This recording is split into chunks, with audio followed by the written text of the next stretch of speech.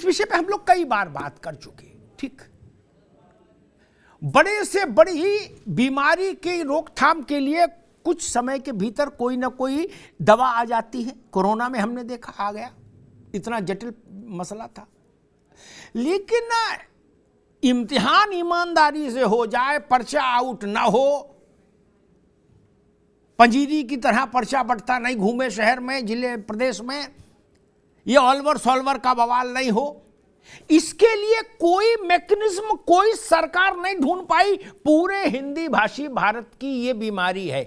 और जब जहां ऐसा हादसा हो जाता है वहां का मुख्यमंत्री आके कहता है छोड़ेंगे नहीं, सारा घर खोद डालेंगे, इनको ऐसा कर देंगे वैसा कर देंगे, और नतीजा ये होता है अगली बार फिर पर्चा आउट हो जाता है। गुजरात का एक नौजवान कह रहा था ना कि 8 साल हो गए पर्चा आउट होते हुए, और हर बार सरकारों ने यही कहा होगा कि अब की नहीं छोड़ेंगे ना। उपेंद्र यादव, क्या होना चाहिए? या हर बार पर्चा आउट हो, हर बार हम दुख मनाएं, शोक मनाएं, और उसके बाद फिर वैसी स्थिति हो जाए?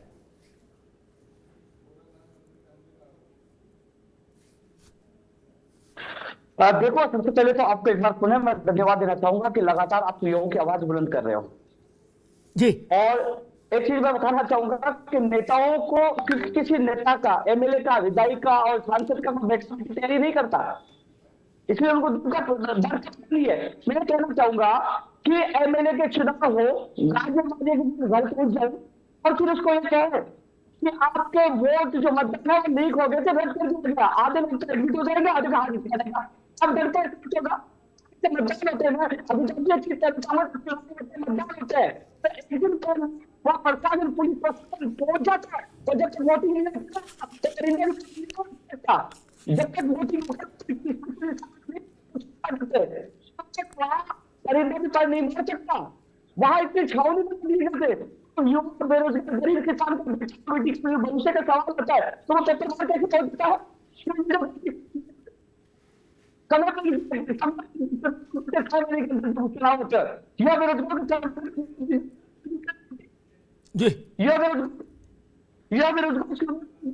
ठीक है उपेंद्र जी, मैं दोबारा आऊंगा आपके पास, कुछ तकनीकी समस्या भी आ रही है, मैं दोबारा आता हूं पास।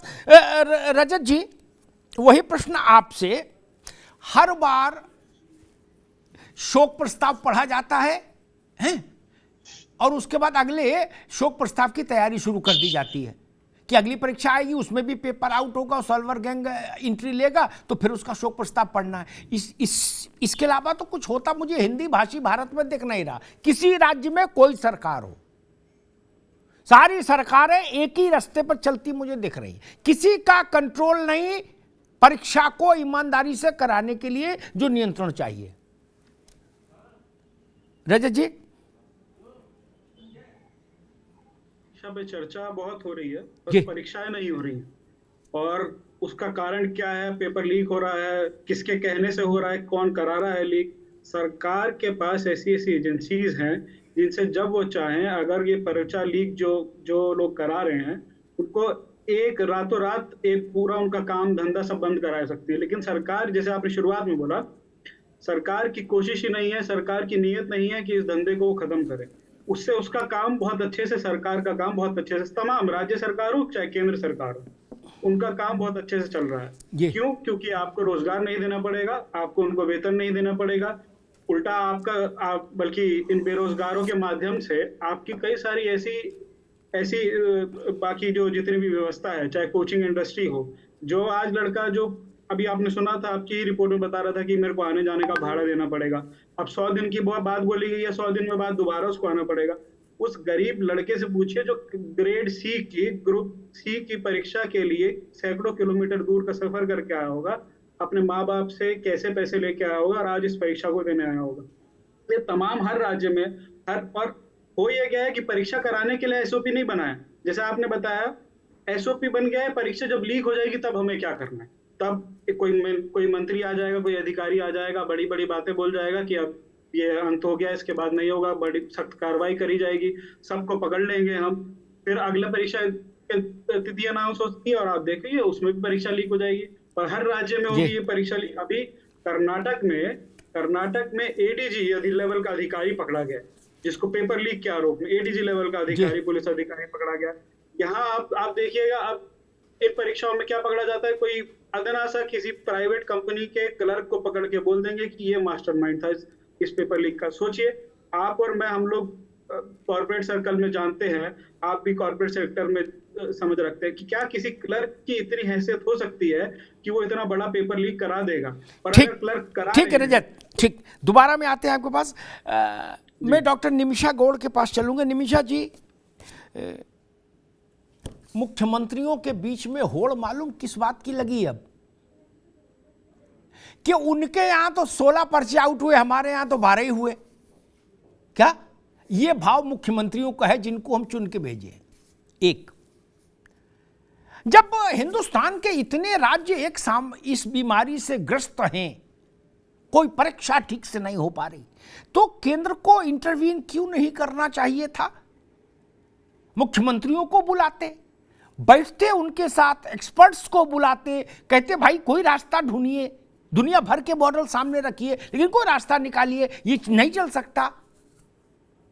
लेकिन मुझे लगता है कि सरकारों की एजेंडे में ये नहीं, बोले जब हो जाए तो कुछ ना कुछ बोल देंगे, यार छोड़ो, बाकी दूसरे कामों में व्यस्त रहो। निमिषा जी। अमिताभ जी, देखिए, पेपर का आउट होना एक गंभीर विषय है और निश्चित तौर पे कार्रवाई होनी चाहिए और हो भी रही है। लगभग पेपर जहां भी आउट होते हैं वहां त्वरित ऐसी कार्रवाई हो और ऐसी मिसाल पेश की जाए जो उसकी पुनरावृत्ति ना हो। ये हमारे जो कुछ पेपर आउट हो रहे हैं उनकी बात है। मैं थोड़ा सा इस बात पे असहमत होते हुए कहूंगी, यूपीएससी भी परीक्षाएं करवाती है, अन्य परीक्षाएं बैंकिंग की भी होती हैं, सारी परीक्षाएं भी होती हैं। कुछ जो आउट हो रही है उन पर कार्रवाई होनी ही चाहिए।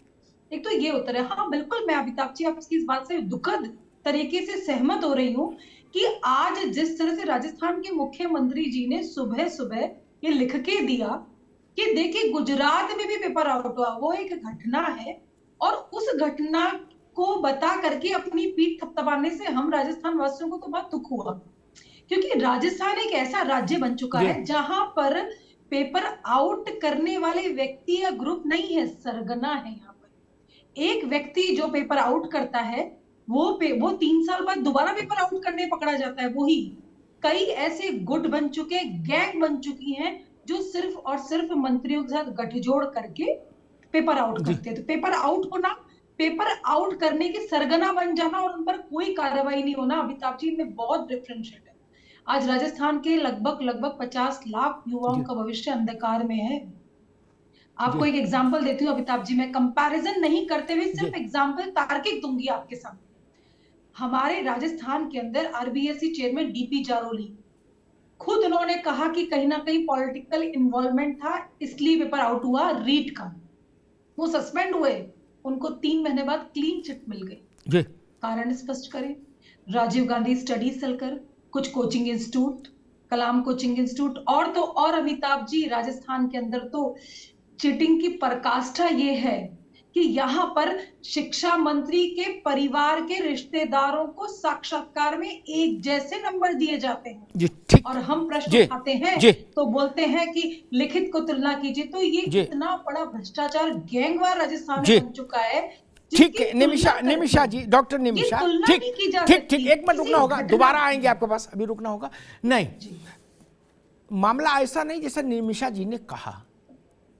8 साल से मुसलसल लगातार in continuation without any break, अभी लड़के बता रहे थे हमारे कैमरे पर, भगवान का नाम लेके गुजरात पर्चा आउट हो रहा। वहां गैंग नहीं है, वहां क्या गुड्डू पप्पू कर दे रहे? फिर उत्तराखंड में हुआ, वहां गैंग नहीं था, वहां तो गैंग ही था। नहीं, अभी दोबारा में आएंगे तब, अभी सोच रखिएगा। उत्तर प्रदेश में वही स्थिति, इसलिए ये तर्क ठीक नहीं, ये तर्क ठीक नहीं। ना गुजरात में परीक्षा हो पा रही, ना राजस्थान में, ना बिहार में, ठीक। इसलिए इसको पार्टी के आधार पर मैं भेदभाव नहीं करने दे सकता आज ना। सारी पार्टियां 52 गज की, कोई पार्टी ये कहे कि नहीं हम ज्यादा सुरखरू हैं, मैं नहीं मानता ना। सब में वही समस्या है, जो राजस्थान में सोई यूपी में, जो यूपी में वो बिहार में, जो बिहार में सोई गुजरात में। अमिताभ जी, सरकार का इन्वॉल्वमेंट ना, अभी रुकना होगा, अभी रुकना होगा भाई। हमें तो परिणाम से मतलब, अगर सरकार के बिना इन्वॉल्वमेंट के, मान लिया आप ये कह रहे हो जहां विपक्ष की सरकार है, गैर भाजपा, वहां सरकार इन्वॉल्व है, ठीक, आपके यहां सरकार नहीं इन्वॉल्व, फिर भी हर पर्चा आउट हो रहा है, इसका क्या मतलब? नो नो, ये नहीं चलेगा भाई, मैं मेरी बहस में नहीं चल सकता। गुजरात की, उत्तर प्रदेश की, नहीं सब, अरे भाई निमिषा जी, जितने मुझे तो आंकड़े मुंह जवानी याद है, मुझे गूगल थोड़ी देखना, मैं सब राज्यों का चिट्ठा दिमाग में रखता हूं। पार्टियों के लिए मुश्किल हो जाएगा चेहरा बचाना, मुझे 1 मिनट लगेगा। जो सत्यनारायण कथा का कार्ड छपता था उसको हमने गोपनीय परीक्षा का कार्ड छापने के लिए दे दिया, वो पर्चा छापने के लिए दे दिया, वो पर्चा सदा पड़ता फिर अपने प्रदेश में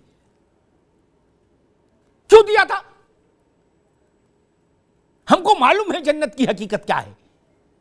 इसलिए मैं कह रहा हूं पार्टी के लफड़े में मत पड़िए, समग्रता में देखिए और इसका कोई उपाय करिए। ये बच्चे हमारे हैं, राज्यों में सरकार पार्टियों की हो सकती है लेकिन बच्चे तो हमारे हैं निमिषा जी, ये भाजपा कांग्रेस के तो बच्चे नहीं है। होना ही ठीक ठीक। कीर्तिनिधि पांडे जी, हमने बड़े बड़े चंद्रमा तक जाने का चंद्रयान बना लिया क्या? जब हम चंद्रयान तक बना लिए और तमाम ऐसे वैज्ञानिक प्रयोग कर लिए, 8 महीने के भीतर कोरोना का प्रभावशाली वैक्सीन बना दिए, इसका मतलब साइंस और टेक्नोलॉजी में हम अच्छे हैं, ठीक? तब ये मामूली सी समस्या से क्यों नहीं निपट पा रहे कि बिना आउट हुए पर्चा हो जाए, ताकि गरीब के लड़के का उसकी नौकरी लगे नहीं लगे, कम से कम समय पर परीक्षा हो जाए, ईमानदारी से परीक्षा हो जाए, बाकी उसका परिश्रम। 8 बार पर्चा आउट हो रहा है, 8 बार बच्चा आ रहा है, ओवरेज हो गया, वो तो गया काम से। क्या बच्चे भी पार्टियों से में बांट के हम देखेंगे क्या